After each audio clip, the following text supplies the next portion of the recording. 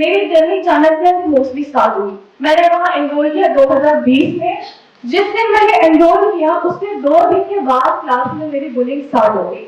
A group of students ने started bullying me और उसके बाद वो एक टीचर के पास गए और उनको बताया कि this candidate is joining Chanakya after this college.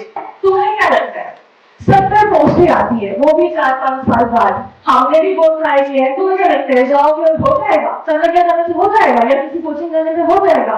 ये स्टेटमेंट्स थी जो मैंने सुनी है अपने स्टाफ रूम में। ये चीज आपको इतना डिमोटिवेट करेगी आप छोड़ो। 4 साल इंजीनियरिंग के थे, मेरे को लगता है कि 4 साल मिला के भी मैंने उतना नहीं पढ़ा होगा जितना मैंने इधर 1 या 2 महीने में पढ़ा होगा। उम्र से पहले मैच्योर होना और उम्र के बाद मैच्योर होना दोनों गलत बातें हैं। जिंदगी जिस रफ्तार से चल रही है उसी रफ्तार से चलना है, ना किसी के आगे आने की कोशिश है, ना किसी के पीछे छूट जाने का डर है। Whatsoever profession you take, be it singing, dancing, painting, teaching, anything, ठीक है, हर एक में अपना एक रस है, अपना एक मजा है, उसमें आपको मजा आना चाहिए। इससे कुछ नहीं फर्क पड़ता कि सोसाइटी क्या मानती है। अगर आपका मन है ब्यूरोक्रेट बनने का तो आपको जरूर बनना है। आप लोगों को किसी भी फील्ड में आगे जाना होगा तो इंग्रेडिएंट्स यही है, हार्ड वर्क। मतलब आप अपने लाइफ में अपने अपनी स्टेजेस को एंजॉय करो, बट मैच्योरिटी के साथ अपने आप को रियलाइज करो कि मुझे आगे ये करना है, वो पता होना चाहिए। मैं सारे लोगों से, क्योंकि you all are very young, तो इसमें इमोशंस, स्ट्रेस, टाइम को मैनेज नहीं कर पा रहा, ये बहुत आम सी चीजें होती है। But if you start doing it right now, ये आपकी लाइफ, जैसे संजीव जी बोला, आसान होती जाएगी। सारे फेजेस को एंजॉय करो, but at the same time ये भी देखो कि आपको कल कहाँ पहुंचना है। तरीके के साथ देखना शुरू कर दो। Good morning everyone. On behalf of Career Counseling Cell, Career Counseling and Placement Cell of PS PSTCW Gandhinagar, I welcome you all on this occasion. Today we have with us Mr. Awais Ali Bhatt, Director Chanakya IAS Academy Jammu, the mentor and guiding light for all those who aspire for endeavor. It is our attitude at the beginning of a difficult task which, more than anything else, will affect its successful outcome.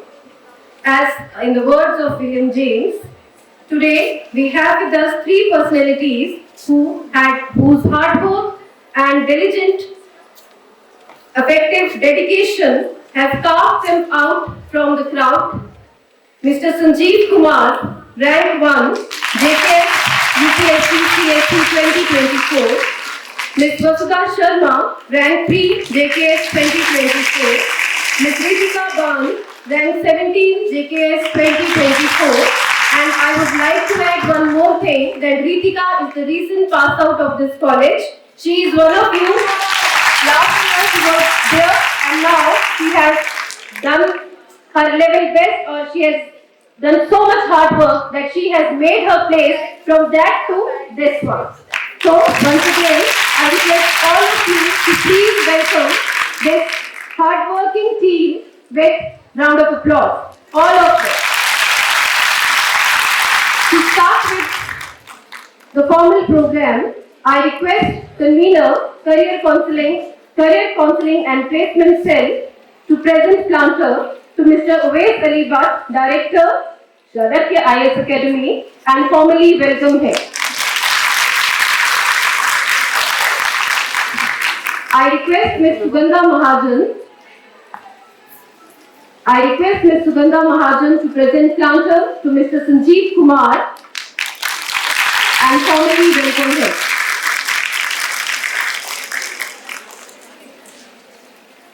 I request Ms. Asha Devi to present planter to Ms. Vasudha Sharma.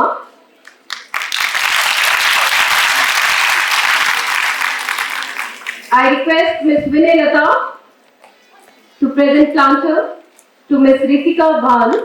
I request Ms. Vinay Lata to present planter to Ms. Ritika Ban and formally welcome her.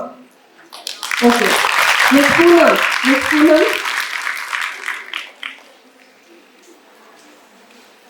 Now I request all the esteemed guests to be on the stage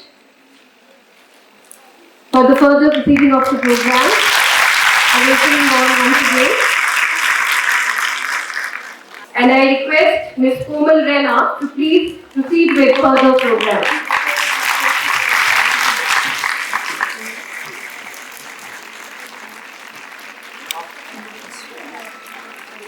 I, on behalf of Chanakya IAS Academy, Jammu branch, welcome you on this special session for career counseling session organized in collaboration with Padma Shri Padma Sachdev Government PG College for Women. Give a big round of applause.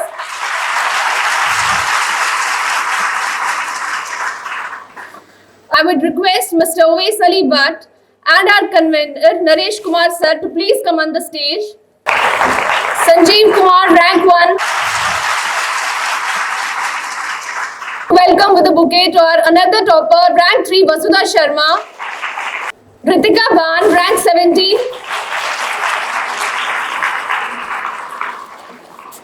Civil Services, Public Service.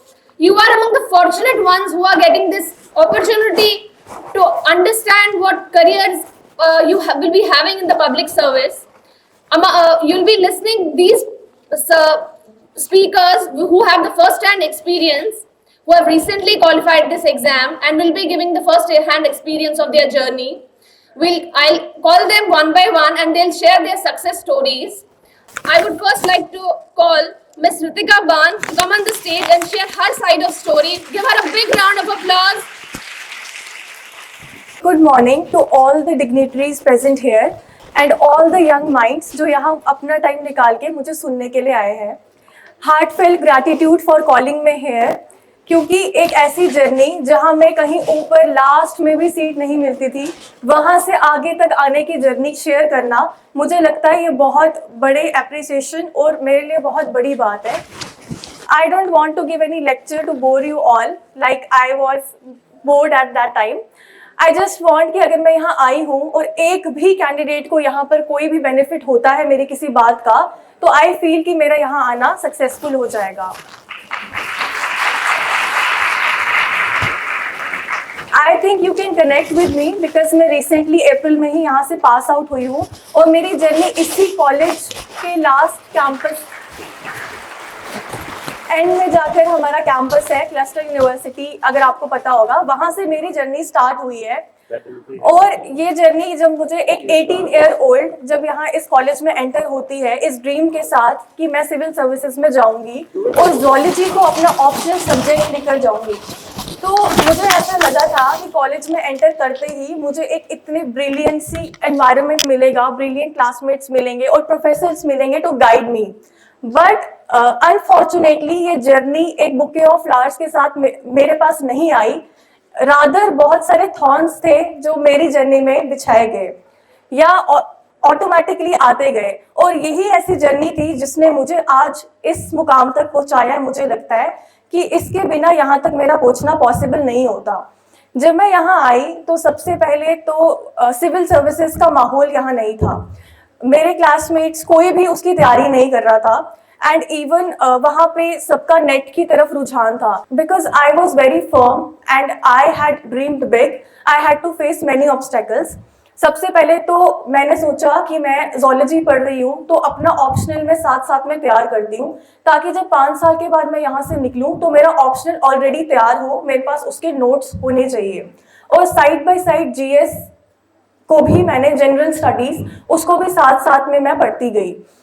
यहाँ से 3 या 5 बजे मुझे of होता था. घर जाकर उसी रिग्रेस शेड्यूल को डेली फॉलो करना, 5 से लेकर 10 बजे तक पढ़ाई करना, सुबह फिर से उठना.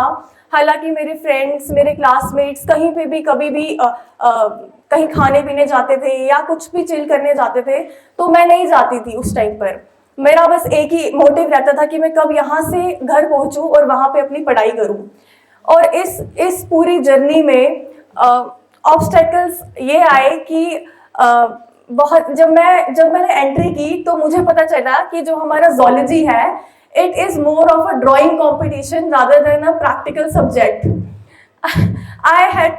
We had to draw so many diagrams और उसी के मार्क्स हमें प्रैक्टिकल में मिलते थे. प्रैक्टिकल के नाम पर कोई इक्विपमेंट हमारे पास था नहीं। अब जब कुछ परफॉर्मेंस होगी ही नहीं तो प्रैक्टिकल के मार्क्स मिलेंगे किस बेसिस पे? Who is there to decide कि प्रैक्टिकल के मार्क्स किस बेसिस पे दिए जाएंगे? अटेंडेंस मेरी कुछ खास कम नहीं होती थी, लेकिन अभी रिसेंटली मेरे पास मार्क्स ग्रेड आया है जिसमें मेरे हर सब्जेक्ट में A1 या A है, उससे नीचे नहीं है। सिर्फ एक चीज है जिसमें मेरा B ग्रेड है, वो है प्रैक्टिकल, जो कि परफॉर्म करने के आपके पास इक्विपमेंट्स ही नहीं है। तो मेरे प्रैक्टिकल में B ग्रेड कैसे आया है? अब ये बताना मेरा ये बताने का मोटिव किसी को डिग्रेड करना नहीं है, बस ये मोटिव है कि अगर एक भी ऋतिका यहाँ बैठी है जो अभी ये सोच रही है कि मेरे से नहीं होगा क्योंकि मुझे क्लास में डिमोटिवेट किया जाता है या फेवरेटिज्म है या थोड़ा भी है जिसके बेसिस पे मार्क्स मिल रहे हैं, वो ऋतिका ये ना सोचे कि उसका कुछ नहीं होगा लाइफ में। जो मैं सोचा करती थी, घर जाके रोया करती थी, वो ये सोचे कि जब ये ऋतिका यहाँ पहुंच सकती है, मैं भी 3-4 साल बाद यहाँ पहुंच सकती हूँ। किसी की जरूरत नहीं है आपको।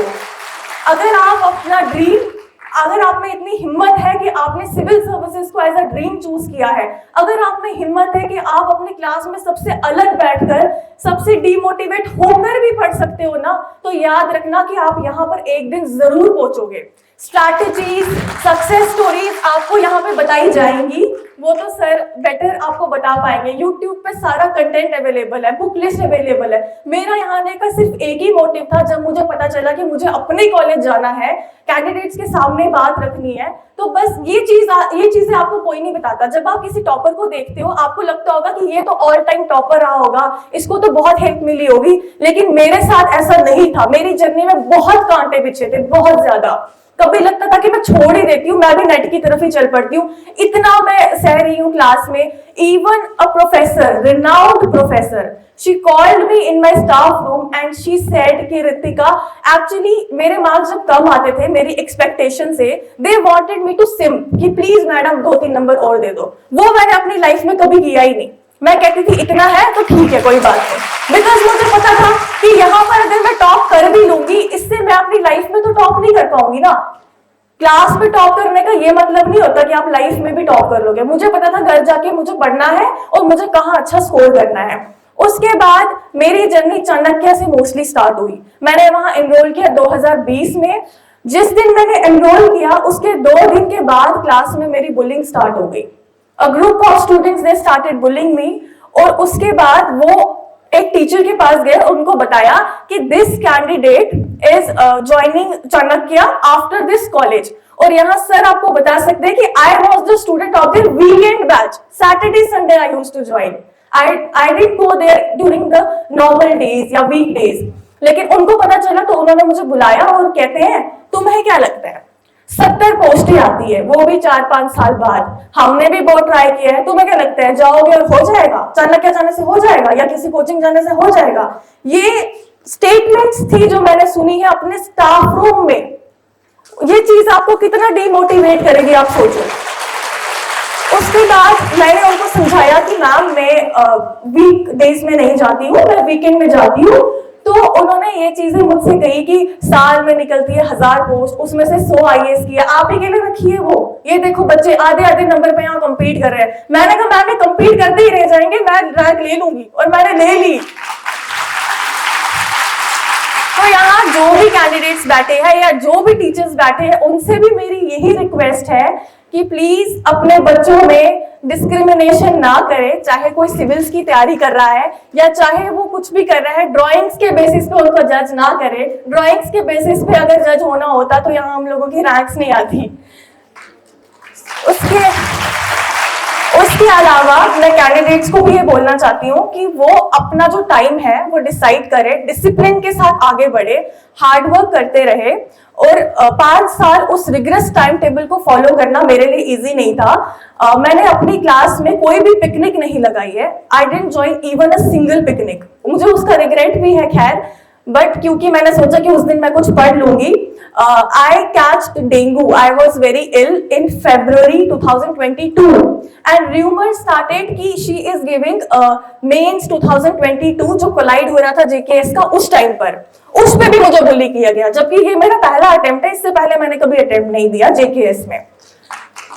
तो बट इन सब चीजों को सुनते हुए घर जाकर फिर से अपने आप को मोटिवेट करना कि नहीं, जो हो गया वो हो गया, बट मैं कर लूंगी।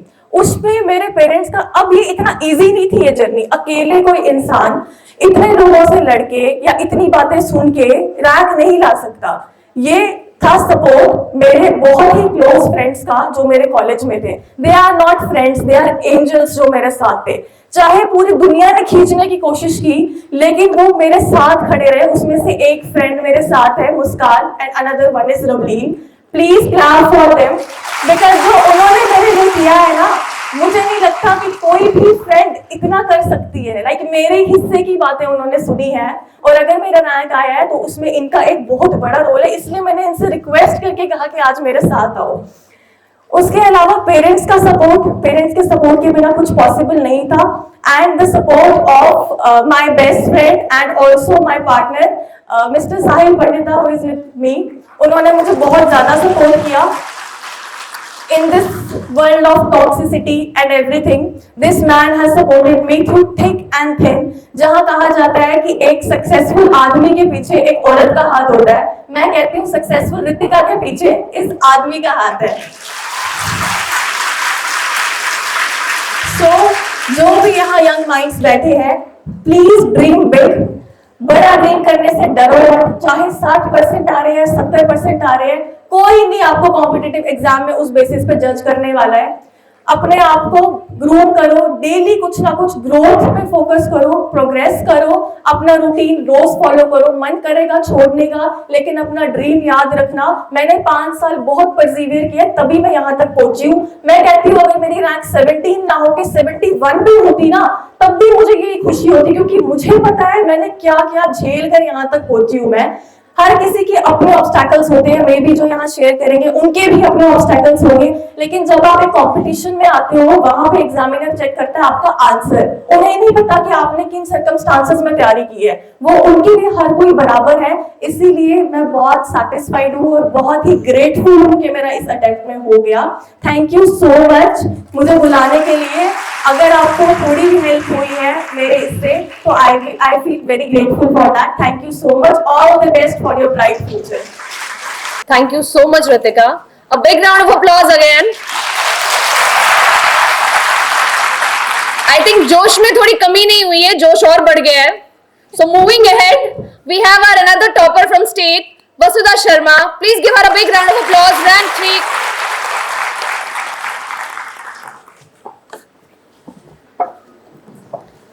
Good morning, everyone. My name is Vasudha Sharma. I have secured rank 3 in JK's examination this year. So I'll start with my, firstly I would like to thank Oves sir and the administration, college administration for having me today. I'll start with my introduction. I'm 23 years old and this was my first attempt in the examination. I have graduated in electrical engineering from GCET Jammu and I graduated in 2022 and after that I started my preparation for civil services. तो मेरी preparation was for 2 years, जिसमें 1 year का मेरा full time preparation था और 1 year मेरा एक पूरा examination process में गया। तो मेरी जर्नी काफ़ी शॉर्ट थी एज कम्पेयर टू जो मैंने इनकी सुनी है, रितिका की और संजीव सर की। उनके कंपैरिजन में मेरी जर्नी काफ़ी डिफरेंट रही है और मैं अपने आप को काफ़ी प्रिविलेज समझती हूँ कि मुझे कभी ऐसी डिफ़िकल्टीज नहीं आई जैसी उनको फेस करनी पड़ी जो मेरी कॉलेज लाइफ से। क्योंकि आप सब कॉलेज स्टूडेंट्स हो तो मैं अपनी कॉलेज जर्नी शेयर करूँगी। मेरा कॉलेज GCET जम्मू से है, तो most of you will know that it's an engineering college and it's not the most renowned college, दो इट्स अ गवर्नमेंट कॉलेज।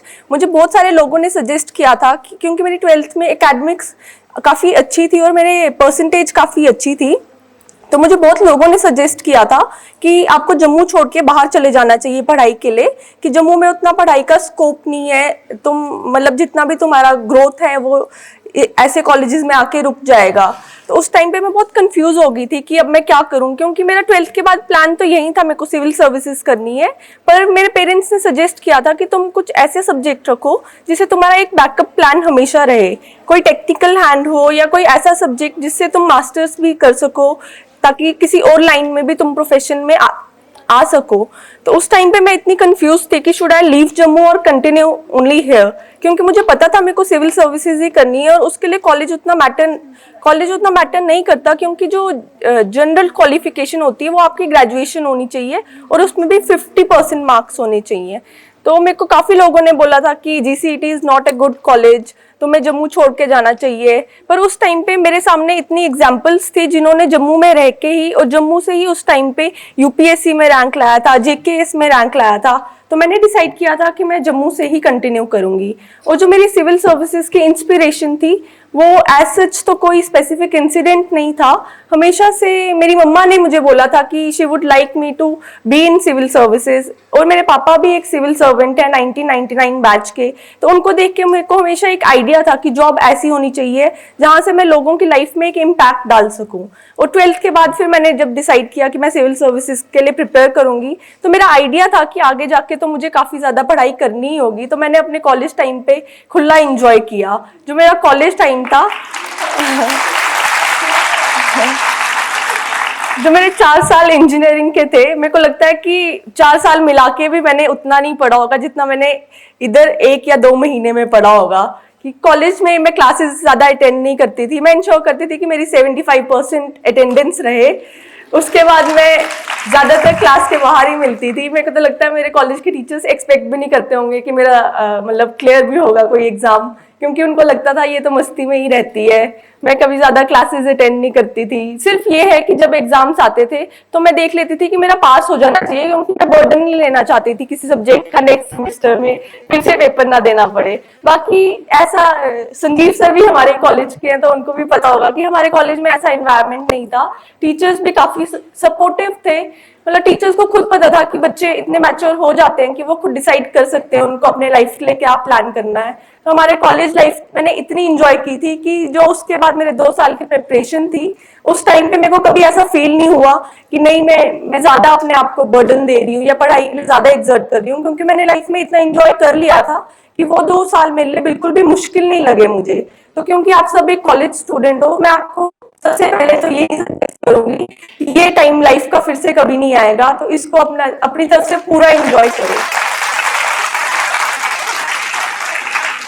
आप सबके अपने अपने गोल्स होंगे, आप में से बहुत सारे सिविल सर्विसेज ही प्रेफर करोगे और बहुत सारे अपने बाकी के गोल्स भी होते हैं। सिर्फ civil services is not the only option, पर जो भी है उसके साथ साथ एक बैलेंस रखना बहुत जरूरी है कि जो एग्जाम का टाइम होगा उस टाइम पे तो आपको बहुत ज्यादा एक्सर्ट करना ही पड़ेगा। उससे पहले का जो ये वाला टाइम है, इस टाइम पे मुझे लगता है कि आपको बाकी चीजें भी एक्सप्लोर करनी चाहिए। यही टाइम है जब आपकी पर्सनैलिटी डेवलप होती है। तो मेरे को लगता है कि इस टाइम पे मैं अगर एज अ कॉलेज स्टूडेंट मैं चाहती थी कि कोई मुझे ये सब बातें बताता, तो मैं आपको आज वो सब कुछ टिप्स देना चाहूंगी। सबसे पहले तो ये होगा कि अपने कंफर्ट जोन से बाहर आओ, कि अभी ये जो टाइम है इस टाइम पे आप जितना अपने आप को मोल्ड कर सकते हो उतना अपने आप को कर सको। अगर आपको लगता है कि आपको, जैसे मुझे पब्लिक स्पीकिंग का बहुत डर रहता था हमेशा से, पर अब मुझे आके करना पड़ रहा है सबके सामने, मेरे पास कोई और ऑप्शन है भी नहीं। तो मैं आप सबको भी यही बोलूंगी कि अगर आपको किसी चीज का डर है या कुछ भी आप करने में कंफर्टेबल नहीं लगता आपको, तो इसी टाइम पे अपने आप को जितना फोर्स कर सकते हो अपने कंफर्ट जोन से बाहर आओ, क्योंकि कल को आपको सोसाइटी में आके ये सब करना ही पड़ेगा। दूसरा है कि अपने टाइम को सबसे ज्यादा वैल्यू करो, क्योंकि सब कुछ वापस आ जाता है। जो आपका टाइम है ना, ये कभी वापस नहीं आता। तो इसी टाइम में आपको सब कुछ करना है, पढ़ाई भी करनी है, एंजॉय भी करना है, अपने फैमिली के साथ भी यही टाइम स्पेंड करना है। तो अपने टाइम को बहुत सीरियसली लो, फालतू की चीजों पे वेस्ट नहीं करो, ऐसे किसी भी छोटी छोटी चीजों का स्ट्रेस मत लो, क्योंकि यही टाइम है जो अब जब मैं आपका कॉलेज टाइम देखती हूँ तो मैं ये नहीं सोचती कि वो सब्जेक्ट का मैंने कैसे पढ़ा था या ये सब्जेक्ट मैंने कैसे किया था, पर जो मैंने वहां पे मेमोरीज बनाई हैं, जो मेरे फ्रेंड्स के साथ टाइम था, वो मुझे अभी भी याद है। तो इसीलिए मेरे को लगता है कि टाइम को बहुत वैल्यू करो और कभी भी किसी की जजमेंट से मत डरो। अपने ये मत सोचो कि मैं फेल हो जाऊंगी, कुछ ट्राई करने से मत डरो कि अगर मेरे से नहीं हुआ तो क्या होगा, क्योंकि मैं बता रही हूँ जो पेन ऑफ रिग्रेट होता है ना, वो हमेशा पेन ऑफ फेलियर से ज्यादा होता है। तो आज के कुछ सालों बाद जब आपको रिग्रेट होगा ना, वो ज्यादा बुरा होगा उससे कि आप अगर कुछ करने का आपने ट्राई किया और वो आपसे उतना परफेक्ट नहीं हो सका। तो मोस्टली तो यही रहेगा। और स्पेशली अगर ये वुमेन कॉलेज है तो मेरी मम्मा मेरे सारे फ्रेंड्स मुझे बोलते हैं तुम बहुत फेमिनिस्ट टाइप की हो, और हमेशा मेरे को इस चीज के लिए चिढ़ाते थे कॉलेज में भी कि तुम हमेशा लड़कियों के लिए ज्यादा लड़ते हो, लड़कियों के लिए पार्शल हो जाते हो। तो मैं गर्ल टू गर्ल ये बोलूंगी कि कुछ भी करो हमेशा अपने पाँव पे खड़े हो और अपने लिए इंडिपेंडेंट बनो, क्योंकि जितनी भी ये सोसाइटी में बातें हैं या जितना भी हम आजकल चलता रहता है वो तब तक आप उसका आंसर नहीं दे सकते जब तक ना आप अपने पाँव पे खड़े होंगे। तो जिस दिन आप अपने पाँव पे खड़े होंगे वही सबके लिए एक आंसर होगा, और उस दिन तुम्हें कोई कुछ उतना बोल नहीं पाएगा। बाकी मेरी सिविल सर्विसेज की जर्नी बहुत इजी रही है, उतना उसमें कुछ डिफिकल्ट नहीं था क्योंकि मेरे पेरेंट्स का हमेशा मेरे साथ पूरा सपोर्ट था, और साथ में मेरे को पता था जब मैंने करना है तो फिर मैं किसी की बातों पे ध्यान नहीं देती थी। मैं सबसे दूर सिर्फ अपने काम पे ध्यान रखती थी और साथ में मैं एंजॉय भी करती थी। उतना मेरा नहीं रहा है, और मैं बहुत लकी हूँ कि मेरा फर्स्ट अटेम्प्ट में हो गया और मेरे उतने कोई चैलेंजेस नहीं थे। बाकी अगर कोई क्वेश्चन आंसर होगा तो हम बाद में कंटिन्यू करेंगे। Thank you so much. Thank you so much, Vasudha ma'am. Everyone has different set of struggles. Their stories are different. Their success stories are also different. Now we have another person. Our JKS rank 1, Sanjeev Kumar sir. Please welcome us with a big round of applause. Thank you so much ma'am. Good morning everybody. कैसे हो सभी? थोड़ी energy रखो यार, कुछ interactive session रखते हैं। First of all पहले तो थैंक यू यहाँ बुलाने के लिए, ठीक है ठीक है। और अब स्टार्ट करते हैं बातें। मुझे ऐसा लगता है कि दोनों मैम जो मेरी कोलीग्स हैं ये मुझसे ज्यादा एनलाइटेंड थे अभी तक। I am an engineer by profession, और आप किसी भी रील में किसी भी स्टैंड अप कॉमेडियन में जो इंजीनियर सोच सकते थे वो मैं हूं। लास्ट में आपने सुना होगा कैसे इंजीनियर कैसे होते हैं।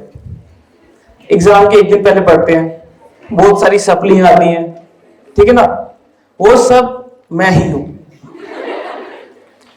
सच में। और दूसरी बात, मैंने सिविल सर्विसेज क्यों स्टार्ट किया? आसान भाषा में, मैं एक अच्छा इंजीनियर नहीं था।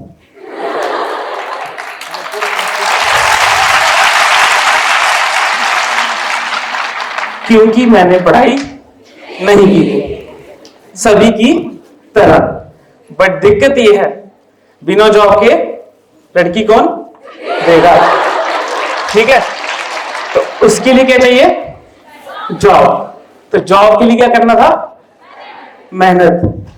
तो हमने सोचा कौन सा ऐसा काम है कि जिसका बोले घर पे कि हमें ये पढ़ना है, तो घर वाले लंबे समय तक डिस्टर्ब ना करें, कि हमारे मजे चलते रहे, ठीक है। हमें पता चला सिविल सर्विसेज, हमने तैयारी कर दी स्टार्ट। यहां तक समझ आया सभी? ठीक है, हमने तैयारी कर दी स्टार्ट। इस तैयारी में आहिस्ता आहिस्ता हमें पता चला कि पढ़ने का महत्व क्या होता है, ठीक है। आप सभी फीमेल्स हो यहाँ पे, मतलब females in the whole world बड़े हाई रिगार्ड्स में होती है। They are considered as an energy, right. आप सभी एक स्रोत हो, रिजर्वायर हो एनर्जी का। You are the creator preserver, isn't it? सही बोल रहा हूं मैं?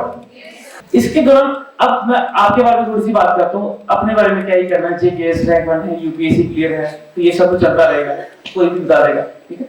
आपके बारे में बात करते हैं। देखिए, आप जिस स्टेज पे हो ना, अभी आपको अपनी शक्ति का अनुमान नहीं कि आप खुद में क्या कर सकते हैं। आपके पास इतनी एक्सट्रीम एनर्जी है कि आप उसको लगाओ तो आप जिंदगी में कुछ भी कर सकते हैं। और सेकंड थिंग, बहुत सारे बच्चे यहाँ पे उस बैकग्राउंड से आते हैं कि उनका कॉलेज आ पाना अपने आप एक चैलेंज होता है, बिकॉज हम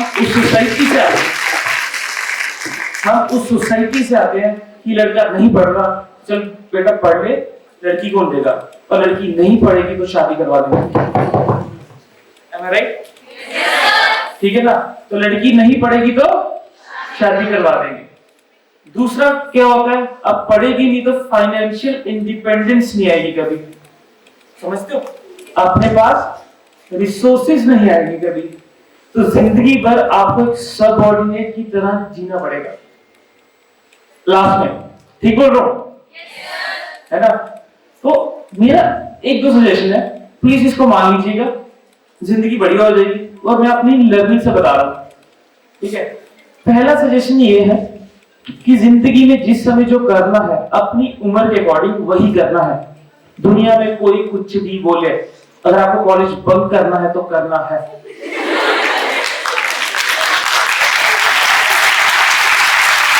ठीक है? क्योंकि कॉलेज सिर्फ 75% अटेंडेंस देखता है। The Macaulay system of education is a complete failure in India. It only produces slave mentality. The real life starts right after the gate of the college. ठीक है ना? इस बात को समझ लीजिएगा। अब ये समझ कैसे आएगा? अपनी उम्र के अकॉर्डिंग। इस बात को एंड में सभी सब समझना। ये मैं काफी बार रिपीट करता हूं। इमेजिन 15 ईयर ओल्ड मेल और फीमेल, है ना? उसको 30 साल की समझ है। क्या उसकी जिंदगी अच्छी रही होगी? नहीं रही होगी। उसने काफी कठिनाइयां देखी होंगी। उम्र से पहले मैच्योर हो जाना और उम्र के बाद मैच्योर होना दोनों गलत बातें हैं। ठीक? ये बात समझ आई सभी को? उम्र से पहले मैच्योर होना और उम्र के बाद मैच्योर होना दोनों गलत बातें हैं। जिंदगी जिस रफ्तार से चल रही है उसी रफ्तार से चलना है। ना किसी के आगे आने की कोशिश है, ना किसी के पीछे छूट जाने का दम है। ठीक है? बस तुम्हें पता होना चाहिए कि तुम जिंदगी में क्या करना चाहते हो। You can lie to anybody, your partner, your family members, your friends. एक इंसान है, एक चीज है जिसे आप लाई नहीं कर सकते, that is your conscious mind, that is your soul. और जब आप अपने आप से झूठ बोलना स्टार्ट कर दोगे, you started disgracing yourself. Essentially आप गॉड को डिस्ग्रेस कर रहे हो। Essentially आपका सोल भगवान है। ये बात समझ रहे हो सभी?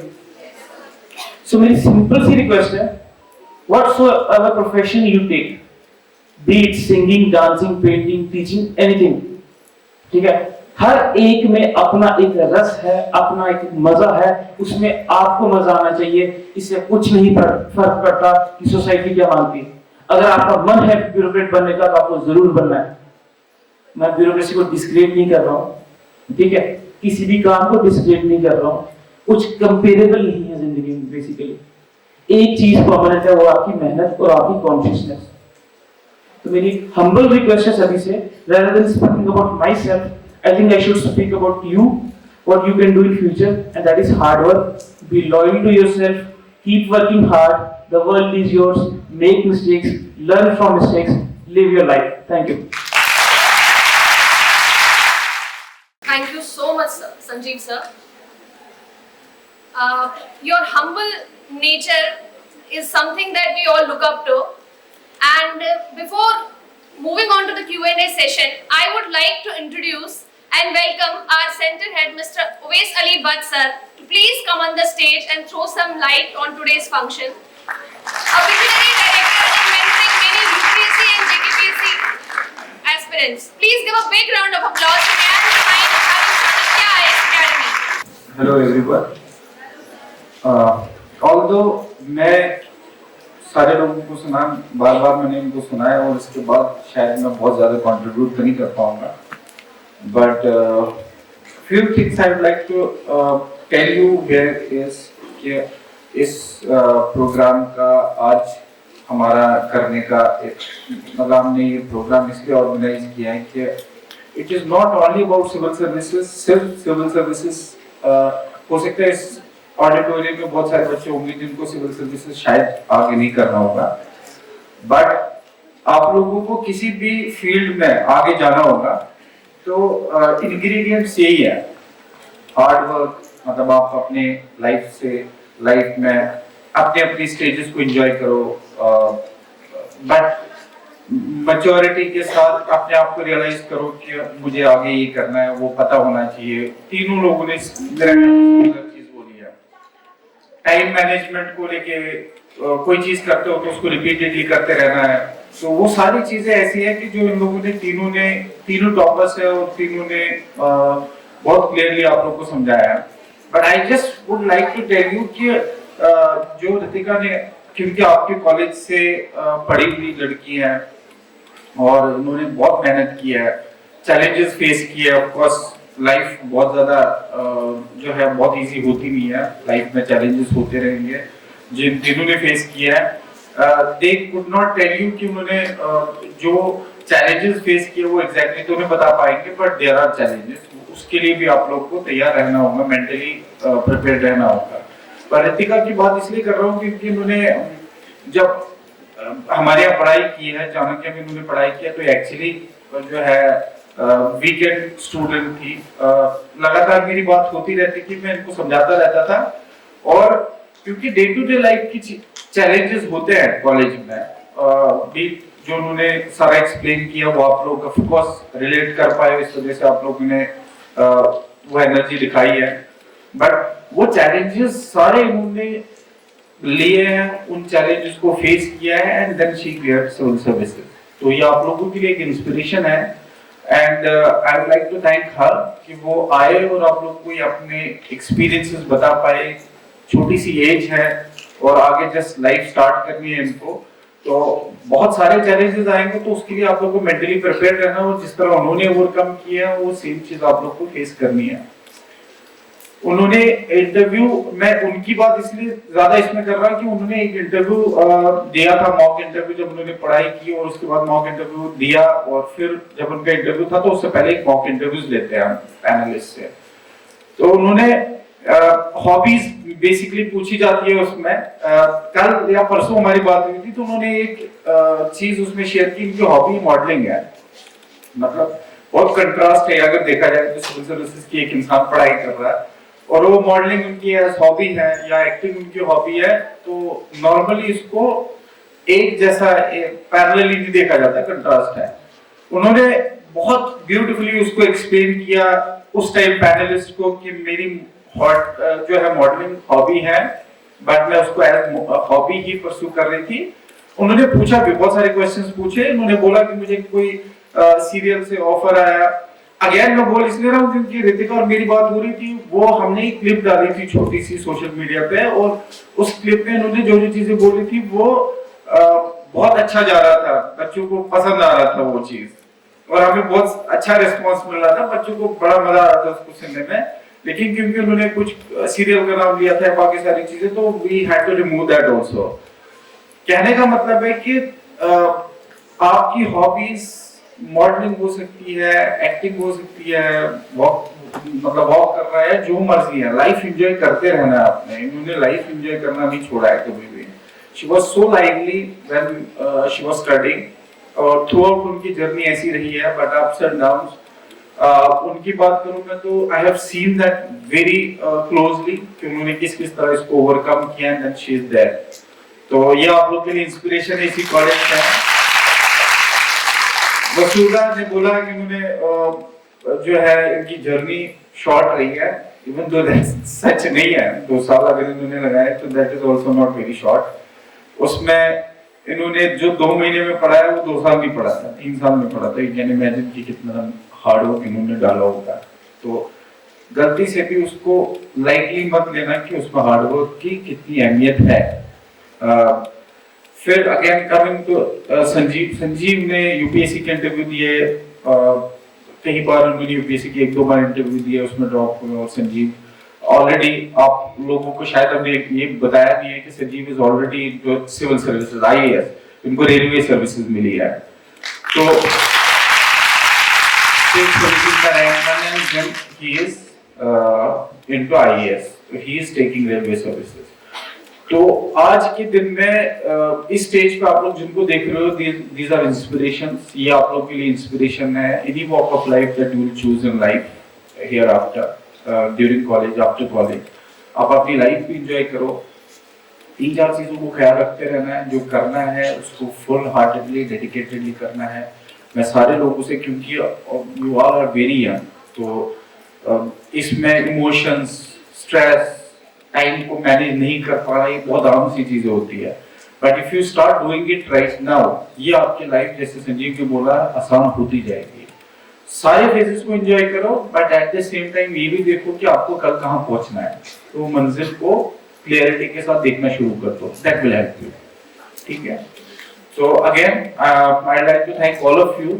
आप लोगों ने इतना पेशेंटली हम सारे लोगों को सुना है, और इतने छोटे बच्चे हो आप लोग और फिर भी इतना टाइम आप लोग बैठे हुए हो, that is commendable. Thank you so much for that.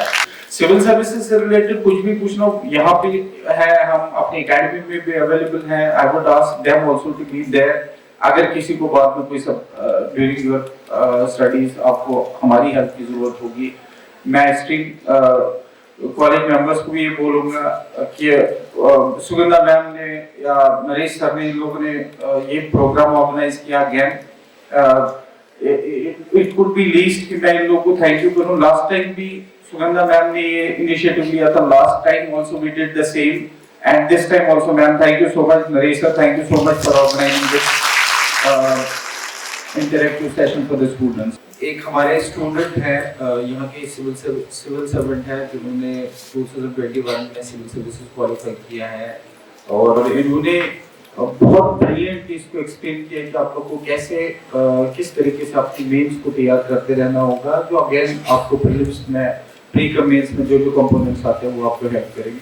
तो उन्होंने अपनी आंसर राइटिंग कैसे की हुई है, that is also explained there.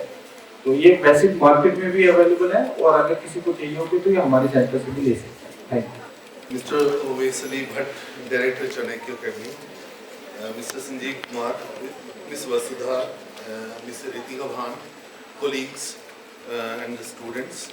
First of all, I would like to express my gratitude to Chanakya IAS Academy for organizing this program, for creating awareness and orientation of our students.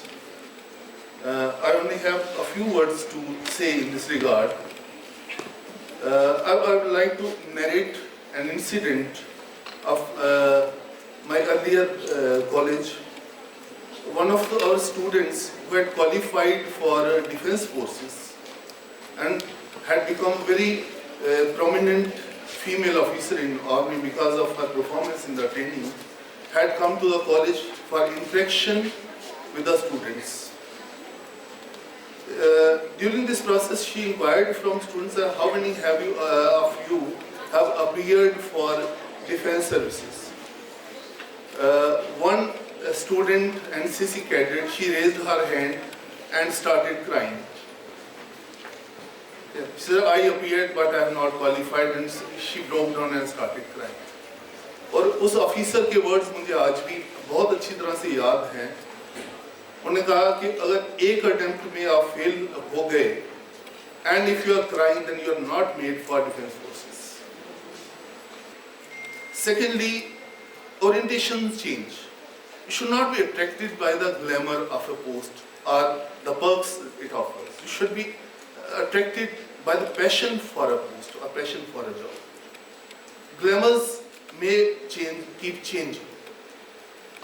If I tell you about 25-30 years ago, income tax officers used to be a big terror in their areas. आज के time income tax officers को जानता है कोई? They do come through civil services, लेकिन सब कुछ online होने की वजह से इनकम टैक्स ऑफिसर्स जो है they recede into background. So as we move towards digitization, many posts that hold glamour may not attract glamour or may not attract that much of power after 10 years. So always be guided by passion for a job and not by the perks that a job offers.